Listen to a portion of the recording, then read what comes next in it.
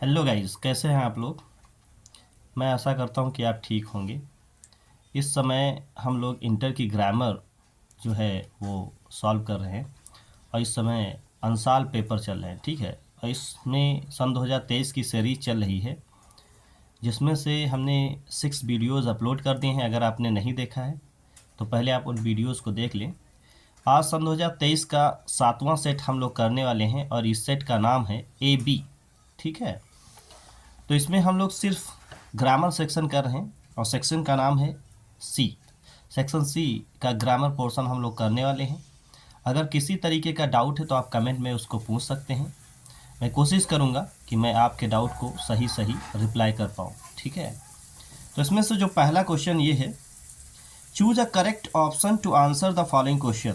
कुछ हमारे पास क्वेश्चंस हैं जिनके आंसर देना है और यहाँ पे 4 नंबर से स्टार्ट हुआ है। पहला question A, a person who does not believe in the existence of God. ऐसा कोई व्यक्ति जो ईश्वर के अस्तित्व में विश्वास नहीं करता है उसको हम अथीस्ट बोलते हैं। तो इसमें हमारा ऑप्शन सही है तीसरा, ATHEIST।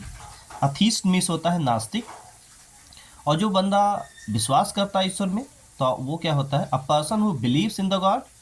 तो हो जाएगा a person who believes in god, तो दैट इज कॉल्ड थीस्ट।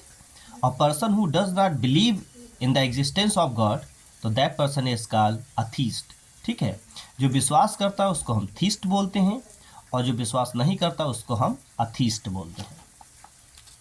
दूसरा क्वेश्चन है B, the phrase hold good. Hold good का मतलब होता है प्रभावशाली, जो चलन में हो। तो हमारे पास 4 ऑप्शन है, हैप्पी है, थॉटफुल है, होपफुल है और इफेक्टिव है। तो होल्ड गुड का मतलब होता है चलन में, प्रभावशाली हो। तो इसका हमारा थर्ड ऑप्शन सही है, that is effective. EFFECTIV, effective का मतलब प्रभावशाली। सी नंबर दिया, the synonyms of destiny is. Destiny का हमको साइनोनिम्स तलाश करना है, मीन्स पर्यायवाची। तो डेस्टिनी का मतलब होता है भाग्य, तो यहाँ पे हो जाएगा defeat, Fortune, victory and confidence. 4 option है। तो डेस्टिनी का मतलब भाग्य, तो सेकेंड वाला ऑप्शन हमारा सही है। यहाँ पे लिखा है फॉर्चून, FORTUNE। फॉर्चून का मतलब ही होता है भाग्य, तो सेकेंड ऑप्शन सही है। डी दिया है, no sooner had he come here when his father talk to him. Which word in this sentence is an error. इसमें कौन सा गलत शब्द दिया है उसको तलाश करना है। जब सेंटेंस हमारा नो सूनर से स्टार्ट होता है तो फिर वहाँ पे हम कॉमा हटा करके व्हेन नहीं दैन का इस्तेमाल करते हैं। तो सेंटेंस कैसा होना चाहिए, no sooner had he come here than his father talk to him. जैसे ही वो यहाँ पर आया उसके पापा ने उससे बात की। तो यहाँ पे सेंटेंस आपको जो जो वर्ड हमारा गलत है वो यहाँ पे है व्हेन, तो व्हेन को हटा करके यहाँ पे दैन होना चाहिए था, ठीक है। तो कैसे हो जाएगा, no sooner had he come here than his father talk to him. ई दिया है, एंटोनिम ऑफ पैट्रियोट। पैट्रियोट का मतलब होता है देशभक्त, तो इसका उल्टा तलाश करना है, मीन्स अपोजिट। तो ब्रेव, कावर्ड, ट्रेटर और ऑनेस्ट। तो पैट्रियोट का मतलब होता है देशभक्त, तो इसका जो एंटोनिम हो जाएगा वो हो जाएगा ट्रेटर। ट्रेटर का मतलब होता है देशद्रोही। Change in one of the following into indirect speech. हमारे पास 2 सेंटेंसेस दिए हैं। सी सेड टू अस, उसने हमसे कहा, let us have some music, आओ कुछ संगीत सुने, ठीक है। तो यहाँ पे क्या हो जाएगा, अगर रिपोर्टिंग वर्ब में अगर दोनों थर्ड पर्सन है तो हम लेट को बनाते हैं, लेटस को, दैट, दे, शुड।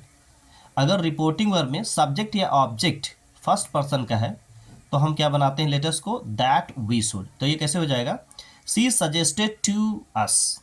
आप यहाँ पे सजेस्टेड भी बना सकते हैं और प्रपोज्ड भी बना सकते हैं। तो कैसे हो जाएगा, she suggested to us, conjunction हो जाएगा, that we should have some music.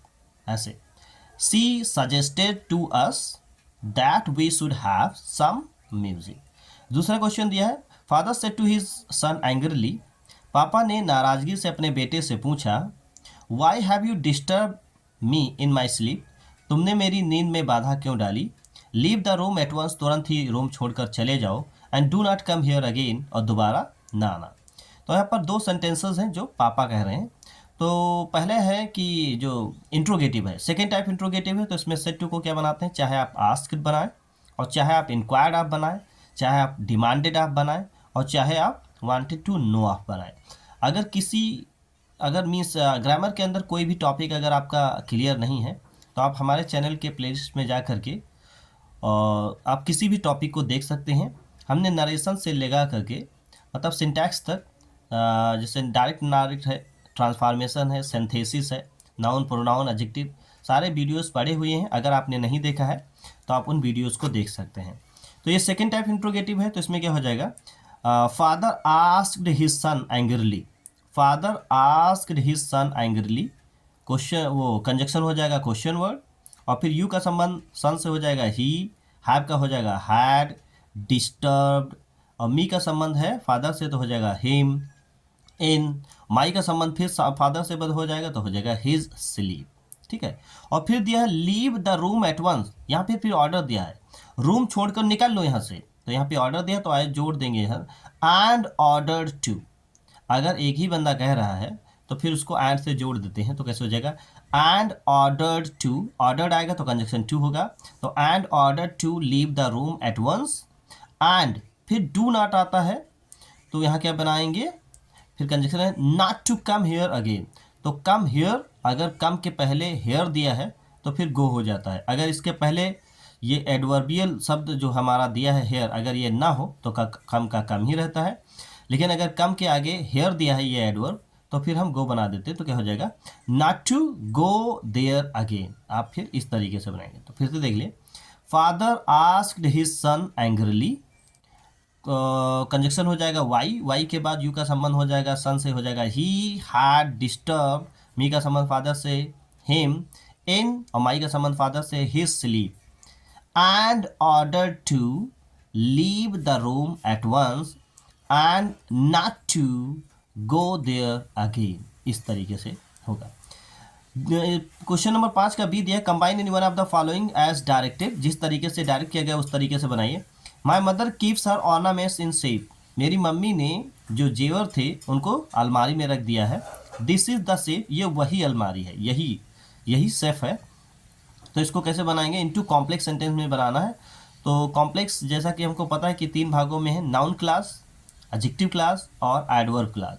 तो इसमें आप एडवर्ब क्लास में बनाइए क्योंकि इसमें स्थान की बात की गई। तो आप बोलेंगे दिस इज द सेफ, ये वही अलमारी है, where my mother keeps her ornament, जहाँ पर मेरी मम्मी ने ऑर्नामेंट को रखा है। तो कैसे हो जाएगा, दिस इज द सेफ, ये वही अलमारी है, where my mother keeps her ornaments, इस तरीके से।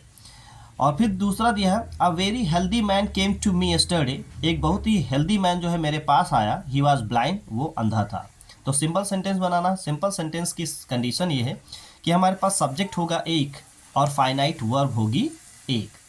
तो a very healthy man came to me yesterday, एक बहुत ही स्वस्थ आदमी मेरे पास आया, ही वॉज ब्लाइंड, वो अंधा था। तो आप कैसे बनाएंगे, एक बहुत ही स्वस्थ और अंधा व्यक्ति मेरे पास कल आया, तो कैसे हो जाएगा, a very healthy and blind man came to me yesterday, कैसे हो जाएगा, a very healthy and blind man came to me yesterday, इस तरीके से। Transform any one of the following as directed, he was appointed as science teacher by the principal, इसको active voice बनाना है, ये एक्चुअली पैसिव वाइज में बना हुआ है तो इसको बनाना है एक्टिव वाइज।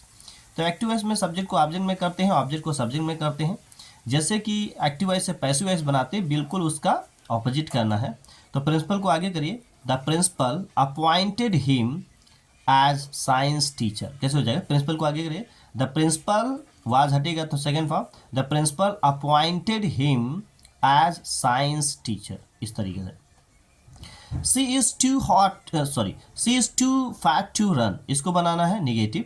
अगर निगेटिव कहता है तब भी उसी तरीके से बनाना है, अगर इसी क्वेश्चन में आता है रिमूव टू तब भी आपको उसी तरीके से बनाना है। तो कैसे हो जाए, she is so fat that she can not run, इस तरीके से निगेटिव बनाते हैं। ठीक है, she is so fat that she can not run, वो इतनी मोटी है कि वो दौड़ नहीं सकती। डी दिया है, correct any one of the following sentences, दो सेंटेंस हमारे पास है, उसको करेक्ट करना है। He treated me as if I was a king. उसने मेरे साथ ऐसा व्यवहार किया जैसे कि मैं कोई राजा हूँ। तो यहाँ पर इमेजिनेटिव सेंटेंस है। इमेजिनेटिव सेंटेंस में हमेशा वर ही लगाते हैं। जैसे आपने बोला काश मैं राजा होता, would that I were a king. काश मैं चिड़िया होता, would that I were a bird. तो इसमें singular number plural number doesn't matter, आपको हर एक सब्जेक्ट के साथ वर ही लगाना। तो कैसे हो जाएगा, he treated me as if I were a king. तो यहाँ वाज की जगह पर क्या होगा, वर। इमेजिनेटिव सेंटेंस में हम सबके साथ सिंगुलर नंबर प्लूरल नंबर सबके साथ वर ही लगाते हैं। India is confident to beating Pakistan in cricket. मतलब जो है, India is confident to beating Pakistan in cricket. Cricket match में इंडिया जो है बिल्कुल कॉन्फिडेंट है कि वो पाकिस्तान को हरा देगी। तो देखिए बीटिंग लगा है तो ये जेरेंड है, और जेरेंड के पास हमेशा इन्फिनिटिव नहीं प्रेपोजिशन का इस्तेमाल किया जाता है। तो कैसे हो जाएगा, India is confident of beating Pakistan in cricket.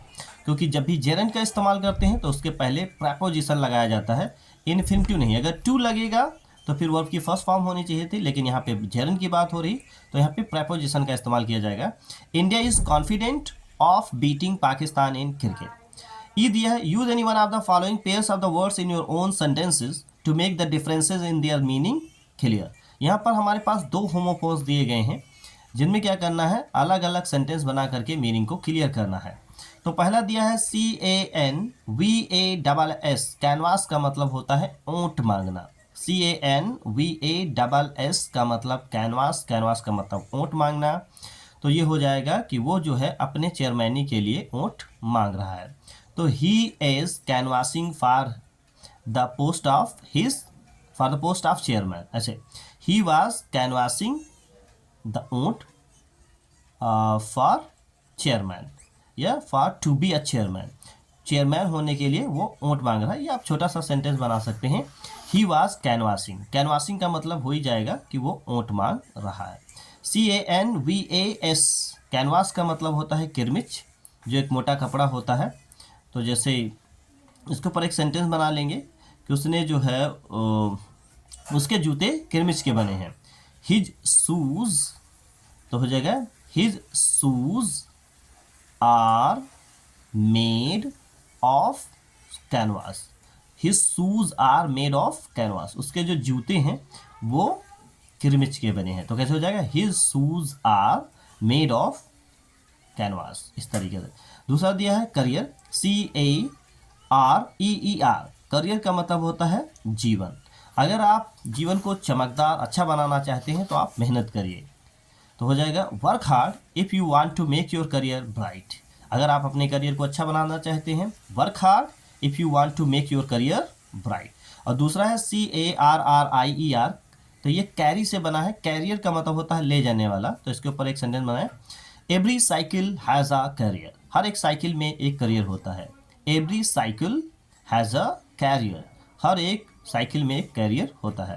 Translate the following into English. ये हमारे पास हिंदी में दी गई हिस्टोरी, इसको ट्रांसलेट करना है इंग्लिश में।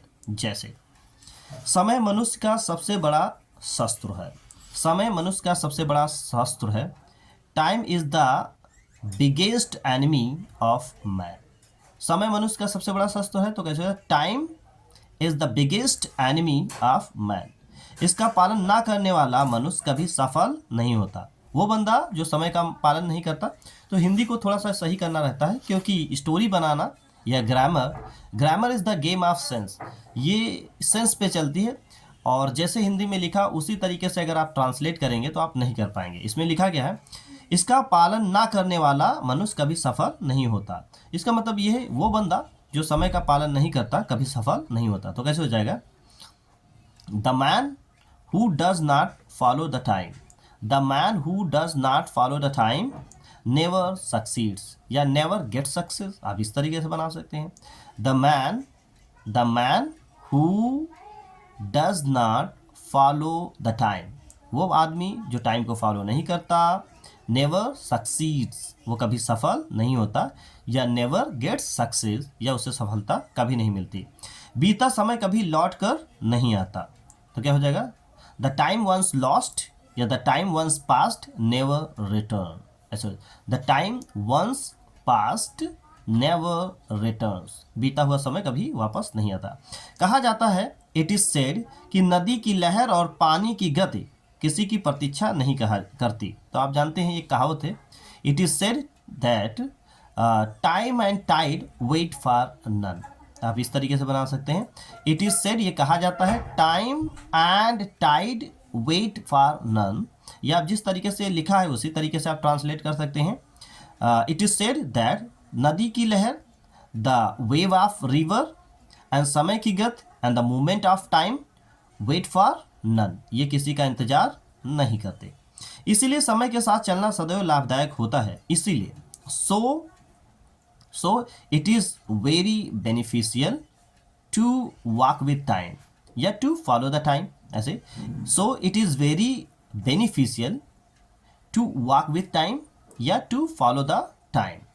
छात्रों के लिए तो समय एक क्षण क्षण बहुत मूल्यवान है। छात्रों के लिए, for students the time is very valuable, या यू कैन से, छात्रों के लिए तो समय का एक एक क्षण बहुत ही मूल्यवान है। छात्रों के लिए, for students the moment of time is very valuable. For students the moment of time is very important. उन्हें समयबद्ध ढंग से अपनी दिनचर्या बनानी चाहिए। They should make their daily routine according to time. तो कैसे हो जाएगा, उन्हें समयबद्ध से अपनी दिनचर्या बनानी चाहिए, समयबद्धता के साथ या समयबद्ध ढंग से। तो क्या हो जाएगा, they should make their daily routine according to time management, आप बोल सकते हैं। समय का पालन करने वाला व्यक्ति जीवन में कभी असफल नहीं होता। The man who always follow the time, the man who always follow the time never fails, कभी असफल नहीं होता, या नेवर, हाँ, नेवर फेल्स, वो कभी असफल नहीं होता। The man who always follow the time never fails in life, वो कभी भी जीवन में असफल नहीं होता। इस तरीके से आप स्टोरी को ट्रांसलेट कर लीजिए, ठीक है। और जब भी कराया जाता है, आप कापी और कलम लेकर के बैठें और उसको हल ज़रूर करें। कभी कभी क्या होता है कि हम लोग सिर्फ सुन लेते हैं। देखो, सुनना अलग बात है और प्रैक्टिस करना अलग बात है। ग्रामर आपको प्रैक्टिस करने से ही आएगी, सुनने से नहीं आएगी। तो इसीलिए जब भी आप मिस अंसाल को हल करें तो आप कापी कलम लेकर के बैठें और हमारे साथ साथ जो है लिखते रहें, ठीक है। तो इससे आपकी प्रैक्टिस रहेगी, बने रहेगी, और आप टाइम जो है मैनेजमेंट सीख जाएंगे, आपकी स्पीड भी बढ़ेगी, आपकी स्पेलिंग मिस्टेक्स भी कम होंगी। तो मैं आशा करता हूँ कि आपको ये जो पेपर है आपको समझ में आया होगा। अगर कोई कॉन्सेप्ट अधूरा रह गया है, आपको नहीं समझ में आया है, तो आप वीडियो को दोबारा देख सकते हैं। इसके अलावा अगर कोई बात आपको समझ में नहीं आती है तो आप कमेंट करके हमको बताएं, and I will try to answer you. मैं कोशिश करूँगा कि मैं आपको अच्छा सा जवाब दे पाऊँ, ठीक है। तो मिलते हैं नेक्स्ट वीडियो में, तब तक के लिए goodbye and thank you.